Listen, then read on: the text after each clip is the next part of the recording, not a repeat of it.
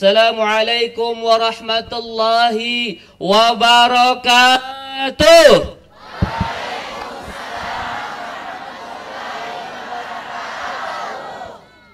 Alhamdulillah Rabbil Alamin. Alhamdulillahilladzi arsala rasulahu bil huda wa dinil haq liyudhhirahu 'ala ad-dini kullihi wa kafa billahi shahida. Asyhadu an la ilaha illallah wa asyhadu anna sayyidana Muhammadan abduhu wa rasuluhu la nabiyya wa la rasula ba'dah. Allahumma salli wa sallim wa barik ala hadzal nabiyyil karim sayyidina wa habibina wa syafi'ina wa maulana Muhammadin. Ulangi, wa maulana Muhammadin wa ala alihi wa ashabi ajma'in. Rabbi israh li sadri wa yassir li amri wa hlul 'uqdatam min lisani yafqahu qawli. Amma ba'd. Segenap alim ulama, tokoh masyarakat, di belakang saya Pak Haji Harun Safwa, Masya Allah, tabarakallah. Semoga Allah muliakan beliau, beliau panjangkan umurnya, usia dalam ketakwaan kepada Allah Subhanahu wa taala. Bapak Guru Asram, Ustadz Heru dari BWA, Ustadz Babe, ya ini saya nyebutnya Babe, Masya Allah, beliau seorang pejuang lapangan di BWA. Ini bukannya murid saya ya, ini teteh saya. Tadi beliau bilang guru-guru terus, saya nggak pantas jadi guru beliau. Saya tempat diskusinya, tempat untuk sharing dengan Teh Peggy. Semoga kita doakan beliau diberikan kesehatan, karena kemarin agak sedikit sakit katanya ya. Ya kebanyakan jalan di Raja Ampat ini ya Teh ya. Diberikan kesehatan, kekuatan untuk selalu menyebarkan kebaikan berkeliling Nusantara ini. Amin ya Rabbal Alamin. Bapak Ibu jamaah sekalian yang semua insya Allah adalah calon penghuni surga. Amin. Ibu-ibu yang bapak-bapak yang di belakang maju aja Bu, maju ke sini Bu. Ya, maju ke sini Bu. Baik, baik. Oke. Tadi saya dengar-dengar surga, Teh Peggy ngomong tentang surga. Betul. Kalau di internasional itu Raja Ampat, ya, Raja Ampat itu dikenal sebagai surga yang diturunkan ke bumi sedikit saja ya, nggak banyak-banyak sebenarnya ya. Ini gambaran tentang bagaimana surga itu. Kata Allah Subhanahu wa taala, "Wa basyiril ladzina amanu wa 'amilus shalihat anna lahum jannatin tajri min tahtihal anhar." Berikanlah kabar gembira bagi orang-orang yang beriman dan beramal soleh tentang akan diberikan kepada mereka surga yang di bawahnya ada sungai-sungai yang mengalir jernih. Masya Allah, kemarin saya naik ke puncak Harvard. Saya kira tuh Harvard tadinya penemunya seorang profesor dari Harvard University. Ternyata Harvard itu singkatan Bapak Harun dan istri beliau Fatma. Masya Allah ya, namanya puncak Harvard. Saya melihat ke bawah, begitu indah, begitu jernih, ada air mengalir. Mungkin inilah sedikit gambaran surga. Di bawahnya mengalir sungai-sungai, air-air jernih. Masya Allah, tabarakallah. Coba saya absen hari ini. Siapa yang mau ke surga? Unjuk tangannya. Loh, siapa tahu ada yang mau nggak ke surga gitu, mau ke jurusan lain? Coba, baik ya. Oke, Bapak nih, saya tes lagi nih semua yang hadir di sini. Siapa yang mau masuk ke surga sekarang juga?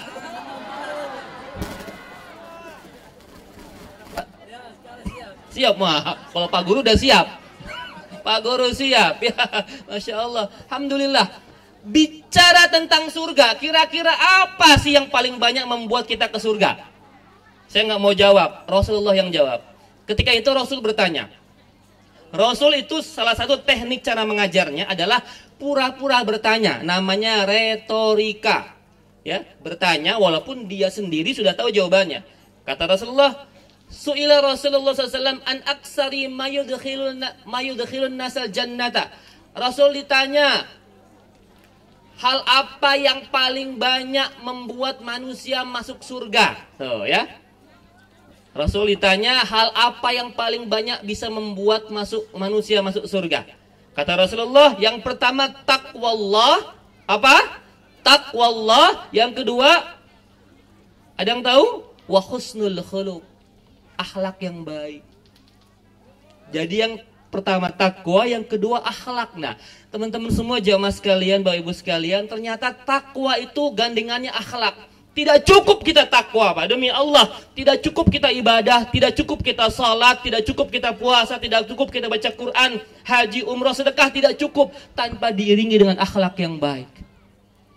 Ya, tanpa diiringi dengan akhlak yang baik. Suatu ketika Rasul dapat pengaduan dari seorang sahabat. Ya Rasulullah, aku punya tetangga, emak-emak, ibu-ibu, ahli ibadah, ahli salat, ahli saum, ahli sedekah, tapi dia jahat sama kucingnya. Apa jawaban Rasulullah SAW? La khaira fiha wa hiya finnar. Tidak ada kebaikan pada perempuan itu, dia masuk neraka. Artinya apa? Jika cuma menyakiti kucing saja masuk neraka, apalagi menyakiti manusia. Di samping saya Teh Peggy ini penyuka kucing. Ada kucing dimanapun dipeluk sama dia. Masya Allah ya, kucing ini binatang kesayangan Rasulullah SAW. Menyakiti kucing sama dengan menyakiti Rasulullah. Hati-hati ibu-ibu, walaupun kucing kita ngambil ikan asin, ya, ngambil makanan di meja makan, jangan ditendang, jangan diusir. Baik-baik saja. Namanya juga kucing. Kucing tuh nggak punya otak, Pak. Ya, kalau ada makanan, dia ambil. Ya, manusia kalau ada makanan yang bukan haknya, dia ambil sama denganku. Ya, kalau kucing bebas, dia ambil makanan, dia buang air di mana-mana. Kucing nggak punya otak, nggak pakai mikir. Manusia ada hak yang bukan hak dia, dia ambil sama denganku. Kucing. Kucing di mana saja kawin bebas. Ya, suka lihat nggak kucing teriak-teriak malam-malam ya? Itu kucing katanya sedang kawin. Ya.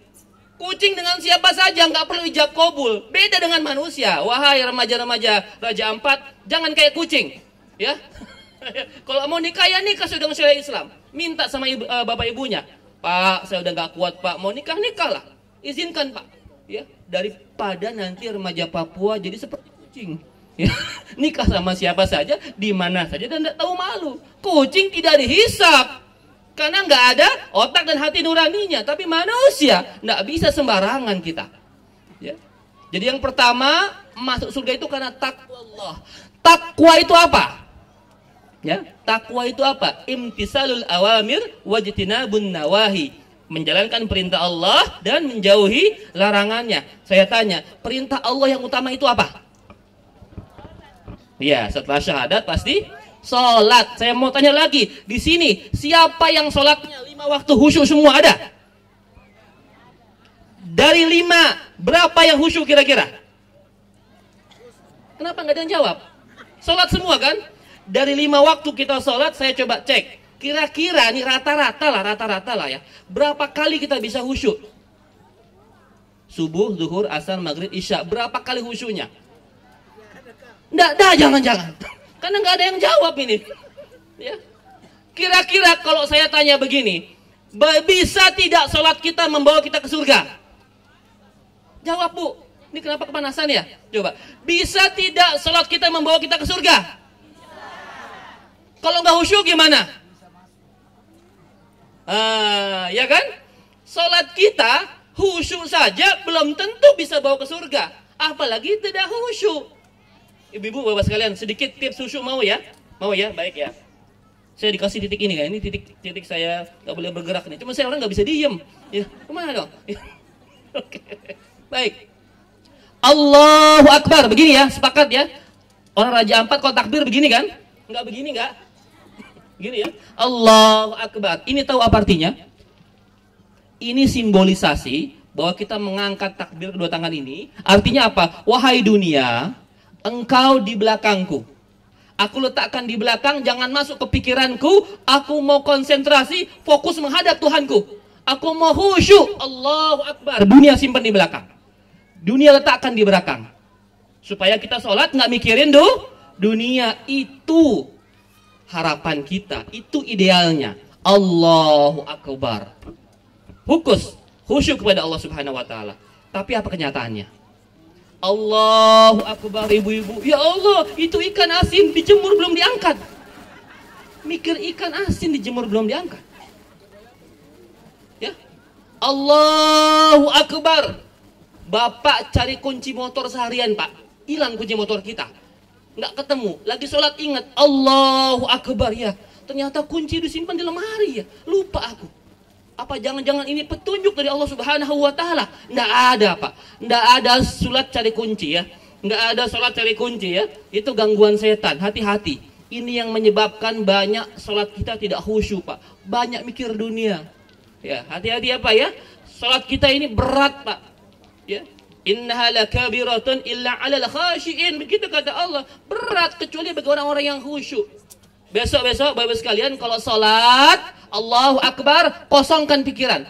Fokus menghadap Allah Subhanahu wa taala. Saya tanya lagi orang-orang Raja Ampat, Harapan Jaya, sholat satu waktu berapa menit coba? Coba sepakat 5 menit ada bocoran. Nih ibu-ibu saya mau tanya nih, kenapa nggak bersuara sama sekali? Ibu-ibu tolong bersuara. Berapa waktu, berapa lama sholatnya satu waktu? Rata-rata. Coba jujurlah padaku, jujur. Ayo. 7 menit, alhamdulillah. Tanggung sekali. Saya tawar 5 gimana? 5 menit rata-rata, setuju tidak? Sudahlah, ngaku saja 5 ya. Karena yang dibaca biasanya apa? Trikul kan? Falak, Bina sama Kulhu. Betul kan? 5 menit cukup ya. Allahu Akbar 5 menit selesai. Ya, kalau di masjid mungkin laki-laki lebih lama karena ada zikirnya. Ya, kalau ibu-ibu di rumah 5 menit rata-rata. Sudah 5 menit tidak khusyuk pula. Kira-kira bisa tidak salat kita membawa kita ke surga? Tidak. Berat. Salat kita gagal. Apalagi sedekah. Nah, di sini ada Pak Haji Harun ya. Sedekah yang paling baik apa? Ada yang tahu? Warajulun fasaddaqa bisadaqatin fa'akhfaha hatta la ta'lamu shimaluhu ma tunfiqu yaminu, kata Rasulullah. Orang dijamin ke surga nomor 6 itu adalah orang yang bersedekah. Dia sedekahkan dengan tangan kanannya sampai-sampai tangan kirinya nggak tahu. Itu sedekah nomor 1 kualitasnya. Artinya sedekah dengan ikhlas dan diam. Itu sedekah nomor 1 statusnya. Ustadz, berarti sedekah nggak boleh disampaikan, diucapkan terang-terangan? Boleh ya. Mau terang-terangan boleh, mau diam-diam boleh sedekah. Yang nggak boleh itu diam-diam nggak sedekah. Ya, silakan mau disebutkan sedekah dari siapa silakan. Yang penting yang bersedekah tidak riya. Misalkan Pak Haji Harun ya. Bismillahirrahmanirrahim, di masjid disebutkan ada infak sedekah dari Pak Haji Harun 10 juta rupiah. Allahu Akbar, Masya Allah. Pak Haji Harun biasa saja, tenang ya. Jangan sampai Pak Haji Harun berdiri. Ini loh saya, Pak Haji Harun namanya. Oh, hati-hati. Setiap orang yang bangga akan sedekahnya maka hangus pahalanya. Buat siapapun di sini yang bersedekah, jangan pernah terangkat dirinya. Itu setan masuk tuh. Untuk apa? Untuk menggagalkan pahala sedekah kita. Hati-hati ya, makanya kalau tidak bisa menjaga hati, lebih baik sedekahnya diam-diam saja. Yang nggak boleh itu diam-diam tidak sedekah. Gitu ya, sedekah kita. Apalagi puasa, haji, umroh, semua itu susah membawa kita ke surga. Yang paling gampang itu apa? Merayu Allah. Supaya Allah memasukkan kita ke surga. Bagaimana cara merayu Allah? Wahai para ABG Raja Ampat, bagaimana cara merayu perempuan? Nih, mana laki-lakinya nih? Nggak ada suara sekali nih. Kalau zaman sekarang merayu lewat WhatsApp ya, lewat HP. Cuman di sini sinyal susah, Pak. Gimana cara kita merayu lewat HP-nya? Ini bagaimana seni merayu Allah Subhanahu wa taala? Cara paling mudah merayu Allah Subhanahu wa taala adalah dengan berbuat baik kepada ciptaannya Allah Subhanahu wa taala. Artinya berakhlak baik. Kita mengenal dengan nama hablum minan nas. Perbaiki akhlak. Percuma ibadah, sholat, rajin, puasa, sedekah banyak, tapi buruk akhlaknya. Dia sedekah tapi sambil dilempar sama dia. Dengan menganggap remeh orang yang disedekahi, sedekahnya hangus sia-sia. Bahkan dia mendapatkan dosa. Hati-hati. Dia sholat ke masjid rajin, pulang dari sholat, sombong dia jalan begini. Nggak sholat, apa ini? Ahli neraka. Hati-hati. Ibu-ibu yang sudah berhijab, melihat ada ibu-ibu belum berhijab lainnya. Waduh, ini ibu-ibu calon neraka kayaknya ini. Seperti saya dong, pakai hijabnya sempurna. Ibu-ibu ini, 1 lembar Bu, itu bisa membakar di neraka. Jangan begitu Bu. Orang yang pakai hijab belum tentu ke surga loh Bu, hati-hati. Apalagi yang nggak pakai, gitu kan? Jadi hati-hati. Jangan kita menilai orang lain. Tugas kita ini jadi hambanya Allah, bukan jadi hakim. Ya, tahu hakim? Tukang vonis, tukang tuduh. Hati-hati, tidak bisa kita menilai orang. Biarkan itu semua penilaian Allah Subhanahu wa ta'ala. Ya, hati-hati ya, akhlakul karimah. Itu paling penting. Takwa kepada Allah, yang kedua akhlakul karimah. Rasul ditanya lagi, ya Rasulullah, su'ila Rasulullah an aksari ma yudkhilun nasan nara. Hal apa yang paling banyak membuat manusia masuk neraka? Nah, tadi kan yang pertama surga, dua takwa dan akhlak yang baik. Yang kedua yang bisa memasukkan ke dalam neraka paling banyak itu apa? Ternyata al-famu wal farj. Mulut dan, mohon maaf, kemaluan. Yang paling banyak membuat seseorang manusia masuk ke dalam neraka adalah mulut, al-famun wal farj, dan kemaluannya. Mulut itu domainnya perempuan, kemaluan itu urusannya laki-laki. Jadi yang paling banyak membuat manusia masuk neraka perempuan itu karena mulutnya, laki-laki karena kemaluannya. Bukan kata saya, kata Rasulullah SAW. Kita bahas satu-satu. Kenapa mulut perempuan banyak memasukkan perempuan ke dalam neraka? Ibu-ibu, mau kasih kabar gembira apa kabar buruk dari saya? Gembira, baik, gembira dulu ya, tapi buruk belakangan nanti ya. Baik ya, kabar baik, kabar gembira. Ibu-ibu, kata Rasulullah SAW, idza shallatil mar'atu khamsah, kalau ada perempuan salat 5 waktu. Salat 5 waktu, cukup 5 saja. Wa shamat syahraha, puasa di bulannya, Ramadan saja. Wa ata'at ba'laha, taat sama suaminya. Wa hasanat farjaha, menjaga kemaluannya. Apa kata Rasulullah? Dakhalat min ayyi abwabil jannati sa'at, maka masuklah ke surga dari pintu manapun yang kalian kehendaki. Kabar gembira bahwa perempuan masuk surganya gampang, masuk ke surganya mudah dibanding kita laki-laki, Pak. Ini bapak ustadz yang depan sini nih, ini berat, Pak. Surga kita ini berat, Pak.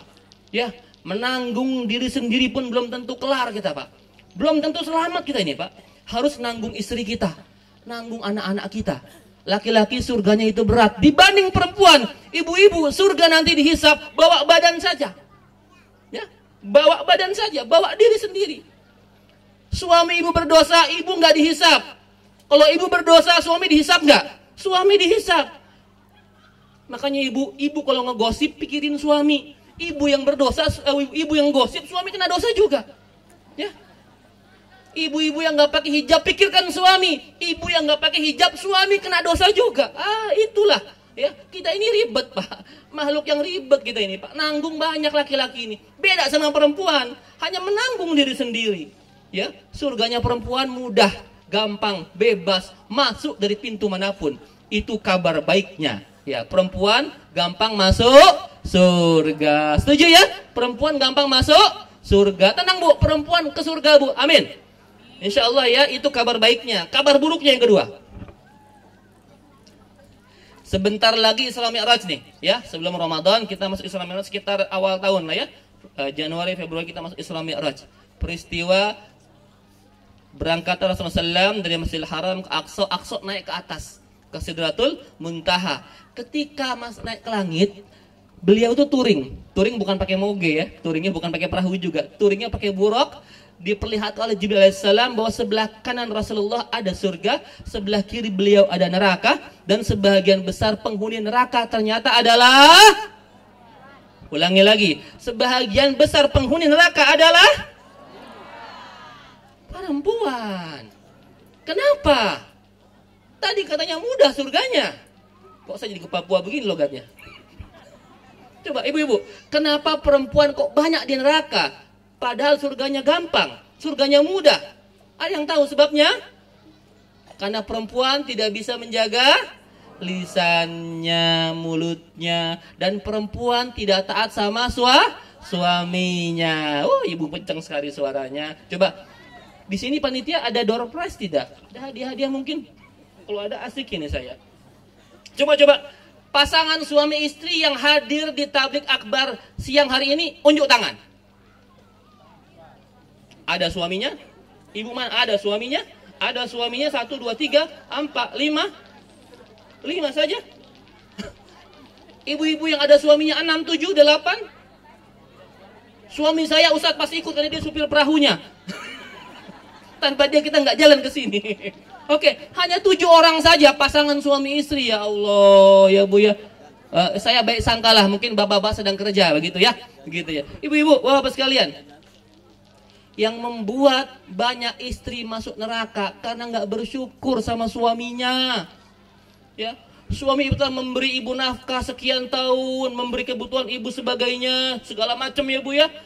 Ketika suami salah sekali saja, itu langsung hilang semua kebaikannya. Kata Rasulullah, hal itulah yang paling banyak buat perempuan masuk neraka. Dia menghilangkan jasa baik suaminya. Bahkan kadang-kadang suami ibu pernah berbuat salah. Pernikahan ibu sudah 20 tahun misalkan ya. Suami ibu pernah berbuat salah 19 tahun 6 bulan yang lalu. Dan ibu masih ingat biasanya. Kenapa? Karena perempuan itu ahli sejarah. Kalau kita pak, jangan 19 tahun yang lalu. Sebulan lalu pun kita lupa ngomong apa laki-laki. Kalau perempuan pak, jangan macam-macam sama dia pak. Bapak berbuat salah 19 tahun yang lalu, dia ingat. Merasa semua ya bu ya? Betul yang saya ucapkan, betul bu? Betul sekali, karena memorinya itu bergiga-giga pak ya. Kalau kita memori beberapa mega saja pak, cepat lupa laki-laki ini pak. Beda sama perempuan. Perempuan itu Masya Allah memorinya banyak. Dan dia kalau HP itu pak, HP zaman now, HP yang bisa multitasking. Apa artinya? Perempuan itu pak bisa sambil goreng ikan, sambil gendong bayi, sambil nelepon, sambil nonton TV. Itu semua dilakukan. Ini mic-nya mana ini? Halo, ini lagi lucu-lucunya ini. Coba, halo, Pak. Ini Pak, oke. Ya, perempuan itu multitasking person, bisa melakukan semua dalam sekali waktu. Sekali, ya. Ada yang sambil dia bersihkan mutiara, ada dia sambil dia telepon, sambil nonton televisi, sambil dia menyimak ngobrolan orang. Itu perempuan. Ya, kalau laki-laki tidak bisa. Laki-laki itu satu tugas dia lakukan, selesai kerjakan yang lain. Begitu ya. Laki-laki itu fokus. Perempuan hebat Masya Allah. Ya, sudah memorinya besar, multitasking juga, handphone zaman now. Perempuan, kalau kita HP zaman dulu lah laki-laki ini ya. Tadi saya lihat Pak Harun masih megang HP Nokia Pak. Keren tuh Pak, saya cari itu Pak, nggak dapat saya itu. HP zaman dulu itu Masya Allah. Luar biasa. Perempuan ini luar biasa. Ya. Tapi sayangnya karena tidak syukurnya sama suami, akhirnya banyak perempuan di neraka. Ibu ya, makanya nanti bagi ibu-ibu yang tidak membawa suaminya ke sini, sampai ke rumah pokoknya datang cium tangan suaminya, siap? Cium tangan suaminya siap? Benar siap ya? Ngomong apa nanti? Cium tangan saja, tidak cukup. Ambil tangan suaminya. Assalamualaikum. Manggilnya apa biasanya? Ibu panggilan kesayangannya apa sama suami? Ayang? Coba saya pengen tahu nih, bahasa Papua mungkin beda-beda gitu ya. Panggilan kesayangan ibu sama bapak apa? Abang? Sama saja kalau gitu. Ada yang lain? Sayang, ayang? Ay, beb gitu pernah? Enggak apa-apa. Tapi hati-hati, dipanggil ay itu mungkin bisa jadi ayam ibu. Atau beb mungkin bebek gitu ibu ya. Jangan terlalu GR dulu ya. Gitu ya. Panggil suaminya, abang sayang, adek hari ini minta maaf, cium tangannya. Kata Pak Ustadz, adek harus cari ridhonya abang, karena abang tuh surganya buat adek. Pokoknya mulai sekarang abang mau apa aja adek kasih. Siap bu? Siap? Beneran ya? Nah, beruntunglah yang bawa suami ke sini tuh. Ikrar para istri ya. Katanya mulai detik ini mereka akan kasih apa saja yang suami mau. Siap? Beneran? Beneran? Benar? Kalau minta nikah lagi gimana?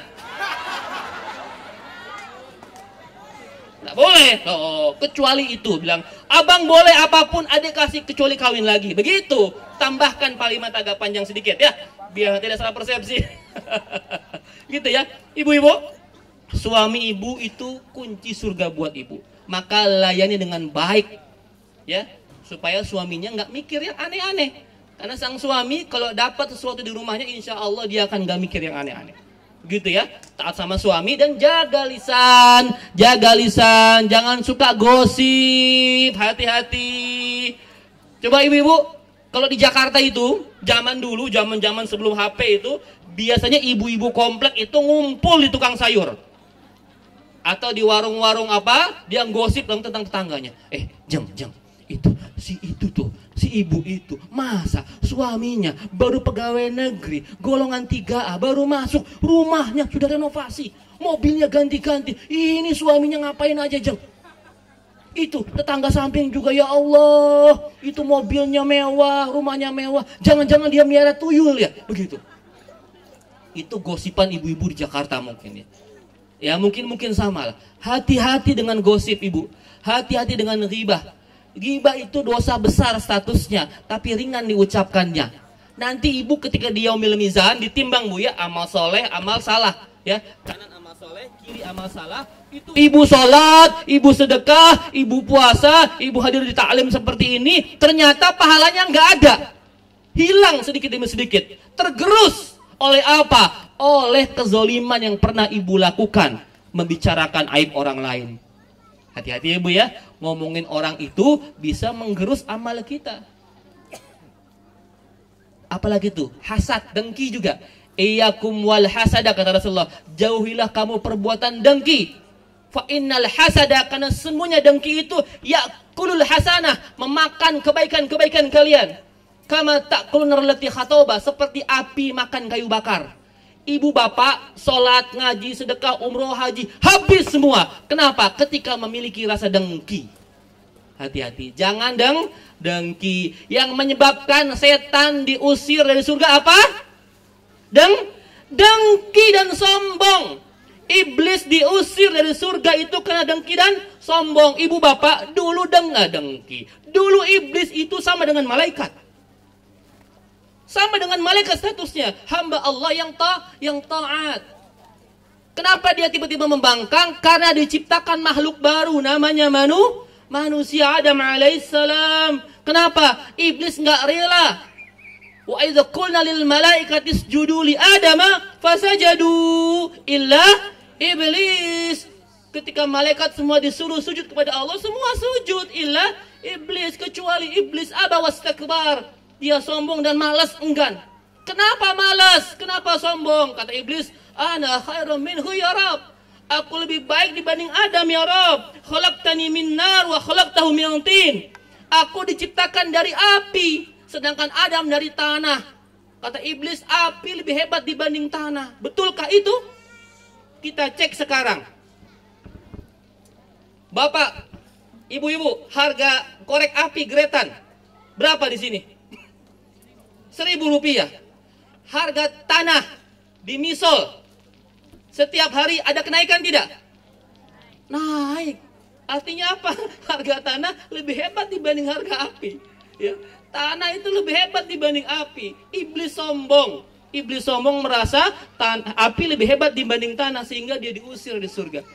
Hati-hati ya, jangan hasad, jangan dengki, jangan sombong. Alfamun. Jaga ini mulutnya. Yang kedua, yang banyak memasukkan manusia ke dalam neraka itu apa? Al-farj. Kemaluan. Laki-laki banyak ke neraka gara-gara kemaluannya. Mohon maaf, agak sedikit kasar ngomongnya. Ya, kenapa? Laki-laki tidak bisa menjaga syahwatnya. Tidak bisa mengontrol syahwatnya. Ibu, di Jakarta, di Jawa sedang rame namanya pelakor. Tahu pelakor? Apa pelakor? Apa pelakor? Sedang rame namanya KDRT, perselingkuhan dan sebagainya. Muaranya satu apa bu? Ada ketidakpuasan syahwat dari laki-laki. Penyebabnya banyak, mungkin imannya kurang, atau mungkin sang istri tidak bisa memberikan pelayanan dengan baik. Ya bu ya?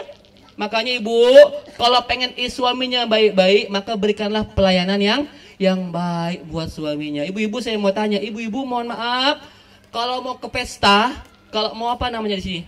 Resepsi ya? Apa namanya? Hajatan, apa namanya di sini? Pesta sama ya? Kalau mau ke pesta, ibu suka dandan? Suka dandan? Berapa lama? 2 jam? Yalah 2 jam boleh. 2 jam dandan untuk ke pesta. Mohon maaf, ibu kalau mau ketemu bapak, melayani bapak, dandan berapa jam? Tak perlu dandan Ustadz. Langsung saja. Ini yang salah. Mohon maaf ya bagi yang di bawah umur ya, tutup kupingnya. Ini 17 tahun ke atas. khusus bagi yang sudah menikah. Mohon maaf, ibu-ibu tahu nggak? Laki-laki itu 3 godaannya. Tahu ya? Yang pertama harta, yang kedua tahta, yang ketiga, yang keempat Toyota. Saya lihat jarang mobil di sini misalnya. Harta bu, katanya itu godaan buat laki-laki. Tapi banyak laki-laki yang kuat. Ustadz, saya nggak apa-apa lah Ustadz, hidup miskin saja, yang sederhana saja Ustadz. Ya, hisapnya lebih pendek Ustadz, saya nggak apa-apa lah, nggak usah kaya raya. Harta tidak bisa menggoda sang laki-laki. Yang kedua tahta, apalagi tahta ya Ustadz, saya orang biasa saja Ustadz, nggak perlu jadi pejabat, hidupnya pengen santai saya Ustadz. Tahta tidak bisa menggoda dia. Nah, tapi yang tak ketiga ini Bapak sekalian, wanita. Banyak manusia hancur gara-gara fitnah wanita. Bapak Ibu silakan tengok, belajar sejarah, begitu banyak tokoh-tokoh besar dunia yang hancur gara-gara fitnah wanita. Nabi Adam alaihissalam diusir dari surga ke muka bumi ini karena wanita. Hati-hati nih para wanita, ini godaan buat laki-laki. Ya, bagaimana supaya suami tidak tergoda ibu-ibu? Makanya ibu memberikan pelayanan full service 24 jam. Ya, dandan yang cantik, dandan untuk suami. Ibu keluar berdandan, suami nggak dosa. Ibu keluar memakai parfum, wangi parfumnya dinikmati laki-laki lain, ibu berdosa. Semua buat suami, jangan dibalik. Ibu ke pesta dandan 2 jam, sama suami ala kadarnya, pakai baju dinas pula. Apa baju dinasnya? Daster bolong, bau amis, bau ikan asin. Ya Allah, suami ibu itu surganya dikasih bau ikan asin. Kalau ke pesta baju yang cantik, warna-warni, hijau, warna Tosca, warna Blackpink, itu Blackpink. Ada pink sama black ya. Segala macam warna putih-putih semua ini Masya Allah. Ini pakaian yang paling bagus itu putih-putih bu. Ini berarti calon mayat semuanya Insya Allah. Nggak apa-apa, jangan ketawa. Betul bu, betul. Saya mau tanya, di Raja Ampat kalau orang meninggal dikuburnya pakai apa? Kain? Warnanya? Ada warna hijau? Warna pink? Tosca? Merah? Motif kembang-kembang? Polkadot? Kotak-kotak? Tidak ada ya? Semua sama. Dari Indonesia semuanya, seluruh dunia kalau dimakamkan kita pakai kain kafan warna putih. Makanya orang pakai baju putih itu udah siap-siap mati sebenarnya. Untung saya nggak baju putih. Nggak apa-apa bu, bagus. Orang siap sama kematian tuh orang yang cerdas. Ya, orang yang paling cerdas adalah orang yang paling banyak mengingat kematian. Aksil zikru hazimil lazzah, kata Rasulullah. Perbanyaklah engkau mengingat pemutus kelezatan dunia, yaknil maut, yaitu kematian. Banyak-banyak ingat mati. Ibu saya tanya, mohon maaf, ibu di rumah baju banyak tidak? Banyak. Berapa lemari? Kalau ibu berapa pintu lemari di kamarnya? 3 pintu lemarinya. Jatah buat bapak berapa? Mending 1 pak, kadang-kadang setengah pak. Ya, yang 2,5 buat istri kita. Ibu baju banyak semua itu, macam-macam motifnya. Nanti dipakai tidak ke kubur? Tidak. Kalau begitu sedekahkan bajunya sekarang. Coba yang punya, mohon maaf, punya harta banyak, emas berlian, deposito uang banyak, kira-kira masuk tidak ke alam kubur? Dibawa mati tidak? Dibawa mati tidak? Oh, dibawa. Bingung kan?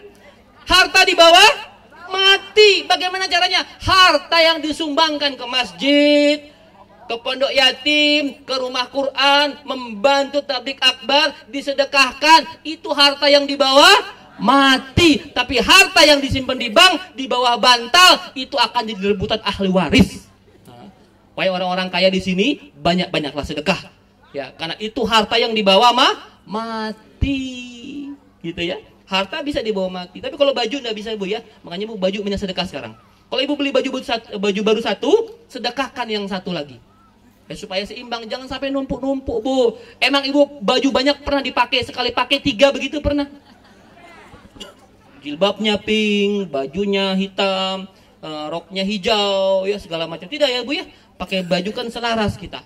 Bapak punya mobil banyak, ya nanti ke kubur pakai apa? Pakai apa? Iya, kurung batang pakai keranda. Mobil bapak yang mewah-mewah nggak bisa masuk ke dalam kubur. Paling bisa semua orang akan pakai mobil sama warnanya putih, ada di atasnya wiu wiu wiu wiu wiu. Namanya ambulan, ada kurung batang, keranda. Itu kendaraan kita, mobil kita besok-besok direbut sama ahli waris kita. Ya, rumah mewah kita besar, kita punya hotel, kita punya istana segala macam. Nanti dikubur di mana? Dalam berapa ukurannya? Berapa ukurannya? Kok nggak ada yang mau jawab? Takut mati sekali. 2 kali 1. Rumahnya hektaran, nanti rumah negeri akhiratnya 2 kali 1. Ustadz, saya akan tanah saya banyak Ustadz. Saya nggak mau, terlalu kecil Ustadz. Saya mau dikubur selapangan bola. Boleh? Tidak boleh. Tetap jatahnya 2 kali 1. Kemarin Ibu, ada yang pernah ke Dubai tidak? Oh, saya doakan yang pernah ke Dubai semua, amin. Ke Dubai langsung ke umroh gitu ya Bu ya. Dubai itu ada gedung menara tertinggi di dunia. Namanya Burj Dubai. Ya, ada Burj Dubai. Yaitu tinggi banget ya. Teman saya pernah nginap di sana sehari. Cerita ke saya geleng-geleng kepala. Ustadz, saya pernah nginap di Burj Dubai. Berapa rate-nya? Berapa biayanya? 350 juta semalam kata dia. 350 juta semalam. Itu pun yang kelas berapa katanya? Yang enggak VIP sekali, yang enggak di suite-nya gitu ya. Enggak di presidential suite-nya bisa berapa begitu. 350 juta semalam. Kalau saya Bu, Bapak, ya, kalau nginap di situ 350 juta, saya nggak mau tidur. Rugi dong, ya. Setiap kita menit tidur tuh dihitung pakai uang jutaan rupiah gitu ya. Mendingan kita nggak tidur, ya. Itu menara tinggi yang buat Sultan Dubai, Sultan Uni Arab Emirat. Beberapa bulan kemarin beliau baru saja wafat. Meninggal dunia. Itu yang memperakasai pendirian Burj Dubai. Bangunan tertinggi di dunia, menjulang 1 kilometer ke atas. Ya. Ibu Bapak tahu bagaimana kuburannya? Apakah kuburannya paling tinggi di atas atau mewah? Tidak. Ternyata kuburannya ada di beberapa ratus meter dari menara itu, hanya seonggok tanah tanpa nisan. Ya. Karena kalau orang Timur Tengah kalau meninggal Pak nggak pakai nisan, nggak pakai apa, cuman seonggok tanah saja. Itu Burj Dubai yang dia bangun, ini rumah dia sampai nanti di akhirat.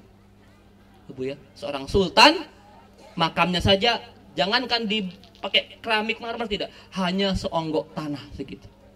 Ya Ibu kalau ke Baki melihat ya di Madinah itu makam-makam sahabatnya Rasul itu begitu saja, nggak tahu makam siapa nggak tahu kita. Itu rumah kita Bu. Itu rumah mewah kita, istana kita, hotel kita, resort kita, segala yang kita punya itu nggak bisa membuat kita nyaman di alam kubur. Nggak bisa. Kalau nggak ada ibadah tetap di alam kubur akan panas, disiksa, digencet, dihantam, dipukul, dipalu. Ya. Dan malaikat mungkar dan nakir tak bisa disogok. Mentang-mentang dia kaya, dia mungkar nakir, udah jangan saya interogasi lah, 1 miliarnya nggak bisa. Ya, mungkar nakir tak bisa disogok Bu. Ya, makanya satu-satunya hal yang bisa membuat kita nyaman di alam kubur, nyaman dibangkitkan, nyaman ketika menyeberangi sirat sampai masuk surga adalah taqwallah, bertakwa kepada Allah, beribadah yang baik dan berakhlakul karimah. Terima kasih Bapak sekalian, saya nggak tega sudah kepanasan semua ya, sudah mengipas-ngipas begini. Ya, padahal tidak sedang buat ikan bakar kan ya. Kasihan sekali di sini kepanasan. Insya Allah panasnya kita, tetesan keringat kita akan bisa memadamkan panasnya api neraka nanti. Amin ya robbal alamin. Bapak Ibu Raja Ampat, Misal Raja Ampat, terima kasih atas pertemuan yang indah ini. Ada sebuah syafaat yang bisa menyelamatkan kita di akhirat, selain tentunya syafaat Rasulullah dan syafaatul Quran. Syafaat teman-teman yang soleh, syafaat saudara-saudara yang soleh. Hari ini pertama kali saya menginjakkan kaki di Misal Raja Ampat. Bapak Ibu sekalian, mau tidak jadi saudara saya? Mau tidak jadi saudara saya? Alhamdulillah Rabbil Alamin. Nanti kalau Bapak Ibu ke surga lebih dahulu tidak menemukan saya, tolong cari nama saya, sebut nama saya, cari, hafalkan muka saya seperti ini. Agak beda sedikit ya, dari ibu-ibu agak beda sedikit ya. Hafalkan muka saya, Ustadz Hilmi seperti itu. Nanti ketika di neraka ternyata ada Ustadz Hilmi, boleh diambil. Ya Rob, kenapa Ustadz Hilmi di neraka ya Rob? Dia dulu begini begitu. Kata ibu bapak sekalian, jangan ya Rob, dulu beliau pernah mengisi di misol Raja Ampat, tolong selamatkan dia dari api neraka. Kata Allah Subhanahu wa taala, ambillah teman-temanmu yang beriman di dunia. Kita ambil, Bu. Teman yang soleh bisa menyelamatkan sahabatnya nanti ketika disiksa di akhirat. Amin ya robbal alamin. Maka perbanyaklah teman-teman yang soleh. Teman-teman seperti ini, teman-teman yang mengingatkan kita kepada Allah Subhanahu wa taala, teman-teman yang ngajak kita ke surga. Jaga hubungan baik, pererat silaturahim, jaga ukhuwah Islamiyah. Siap untuk bersatu? Siap untuk bersatu? Insya Allah umat Islam bersatu tak akan dikalahkan. Takbir. Insya Allah Pak, saya yakin ini kabar gembira yang saya dapatkan bahwa di Papua Barat Muslim sekarang sudah menjadi mayoritas. Akan saya bawa kabar ini ke Jakarta, karena selama ini orang Jakarta bilang Papua itu Muslimnya minoritas. Ternyata di Papua Barat Muslimnya mayoritas. Insya Allah semua adalah calon penduduk surga. Amin ya robbal alamin. Terima kasih atas perhatiannya. Billahi taufiq wal hidayah. Wassalamualaikum warahmatullahi wabarakatuh.